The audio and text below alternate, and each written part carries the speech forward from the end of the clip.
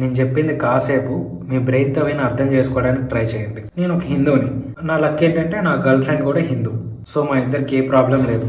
నేను ఒక హిందువుని కాకుండా ఒక క్రిస్టియన్ కానీ ఒక ముస్లింని కానీ లవ్ చేశాను అనుకోండి, నేను టు బీ హానెస్ట్గా చెప్తున్నా, ఖచ్చితంగా తను ముస్లిం అయితే నేను సుల్తీ చేయించుకుంటాను. ఇన్ కేస్ తను క్రిస్టియన్ అయితే నేను కూడా తన మతంలోకి మారి వాళ్ళ దేవుడికి నేను పూజలు చేస్తాను. ఎట్ ద సేమ్ టైం వాళ్ళకు కూడా నా మతంలోకి మారి తను కూడా హిందూ గుడికి రావాలి, వచ్చే దీపం పెట్టాలి, తన బొట్టు పెట్టుకోవాలి, ప్రసాదం తినాలి. ఖచ్చితంగా నేను ఇలానే ఉంటాను. నేను ఈ విషయం మీకు ఎందుకు చెప్తున్నానంటే, తన కోసం నువ్వు నీ మతాన్ని మార్చుకొని నీ ప్రేమను ఎక్స్ప్రెస్ చేస్తున్నావు, ఓకే.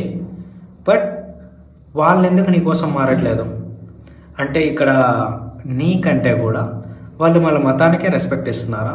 ఇక్కడ ఎవడ మతం వాళ్ళకి గొప్పదే, నేను దేన్ని బ్లేమ్ చేయట్లా.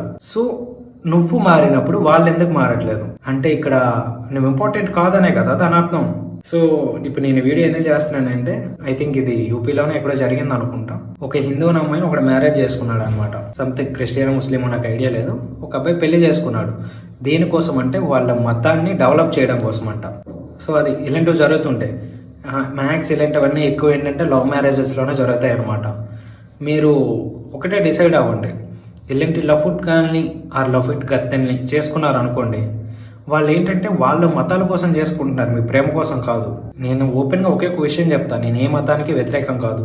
ఎవడైనా మోసం చేయొచ్చు, కాబట్టి మీరు జాగ్రత్తగా ఉండండి.